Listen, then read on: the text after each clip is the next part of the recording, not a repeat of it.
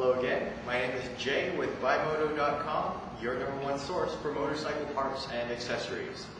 Last time we were able to cover removing and installing your rear wheel.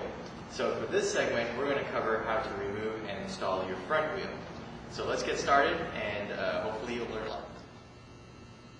Now, removing and installing the front wheel may actually seem like a harder task, but in reality it's easier than the rear wheel because all the parts are smaller and it's much more easy to manage. So before me I have the tools that we're going to need in order to do the removal. And of course we're going to start with the stands. Motorcycle stands are going to be key to getting the wheel off. The first type of stand I have here is a forklift stand. And a forklift stand exactly means that it lifts from the bottom of the fork. Okay, so it places weight onto these little rubber holders here, and then you use that as leverage to hold up the bike. The other type of stand I have is a triple tree stand, which is this right here. This is by far the better of the two stands. It's more stable and also is more flexible because by lifting from the triple tree, it allows you to work on the forks as well. So you'll be, in case you need to loosen up the clamps, do a little straightening on the forks or adjustment on the height of the forks, this is the type of stand you want to use. The next tool I have is the ever popular ratchet and socket.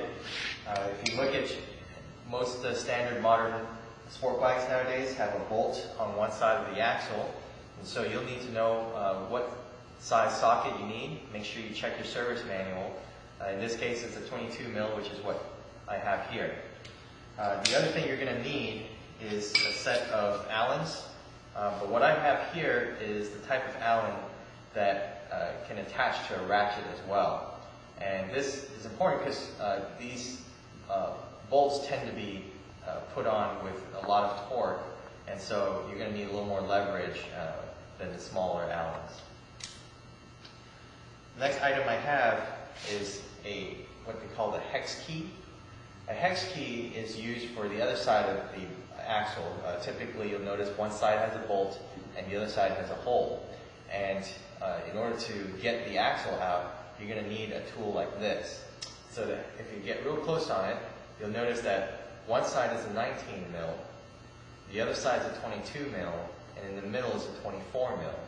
And so depending on the size of the hole, this hex key will, you can put it in any orientation and you'll be able to get that axle out.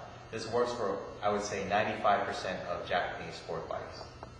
Now, if you want to get real specific and you knew exactly what type of size you needed for the axle, you can buy one of these monster Allens, and this one specifically is a 19 mil, which is what we need for this R1 over here. This goes without saying, but you want to make sure that you have your rear stand as well. Never lift the bike with just the front stand. Always have the rear stand on first. The real trick to working on the front wheel is knowing what order you're doing things. So I'm going to show you the typical order that I do things, but the important thing is just to know, keep track of your bolts and make sure you're doing everything in the right order. So the first thing I do is I actually loosen the pinch bolts on the side that has the axle bolt. Once I've got the pinch bolts loosened up, I can go ahead and take out the axle bolt. Okay, now I'm going to go ahead and lift the bike, and I'm going to demonstrate how we use a triple tree stand. What you're looking at right now is the hole that's right under the triple tree, and we're going to go ahead and put the pin into this hole here before we lift the bike.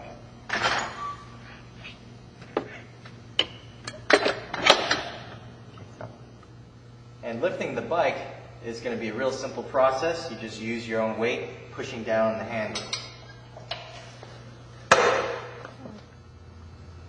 Next, I'm going to go ahead and undo the pinch bolts on the other fork.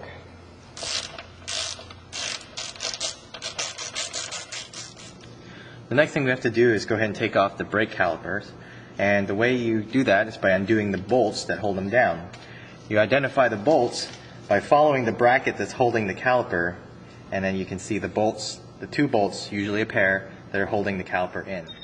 Now these bolts might be torqued on pretty tight, so be aware of that. We're going to go ahead and take these bolts out completely. Alright, with the bolts off, we're going to go ahead and take off the caliper. This is where the clearance is not a lot, but you can take it out without scratching your rim. So you have to be very careful. You're going to feel for when the pads clear the rotor and then twist the caliper off of the rotor. So what we're going to do is get it out.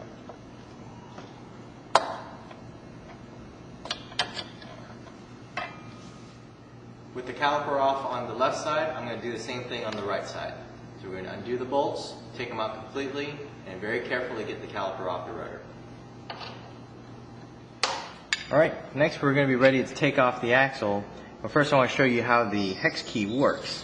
So with the hex key, what we can do is slip the 19 mil side in, and you notice now it leaves exposed the 22 mil side, which with the ratchet you can fit in and remove. But an alternative is if you buy the big Allen, you can just go ahead and slip it in, and with the length of the Allen, you have leverage to remove it.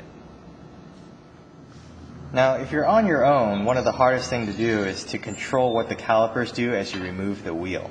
Some guys, what they'll do is they'll actually take like a shop rag and they'll go ahead and wrap the rag around the caliper so that it doesn't scratch the rim as we're taking off the wheel. If you have a friend to give you a hand, just ask him to hold the calipers apart while you remove the wheel. Alright, now I'm ready to take off the wheel. Same as the rear tire, we're going to use my foot as leverage to keep the wheel up while I remove the axle. I'm going to use the Allen and go ahead and start twisting out the axle. Out it comes. Again, you might want to have a friend hold out the calipers for you as you remove the wheel. And all you have to do is just drop your foot and it'll fall out right between the forks. With your wheel off, one of the things that you always want to do is keep track of your spacers, which are these guys right here. They tend to fall off as you transport them. Also, some of them are uneven, where one side is longer than the other. Make sure you keep track of which spacer belongs on which side. Alright, you've removed your wheel, you have taken it to the shop, saved yourself a ton of money, and they've just gone ahead and swapped the tire for you. Now it's time to put your wheel back on. And you're going to do everything in reverse. So essentially what we're going to do now is go ahead and put the wheel, line it up with the axle holes, and then we're going to go ahead and put the axle through. With your wheel lined up, we can go ahead and slip the axle through.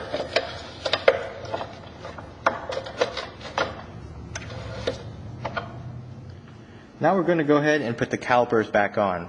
But before you do that, one of the things you might want to do is actually take a look at the caliper and check your brake pad life. This one's got about 75% left. We're in good shape.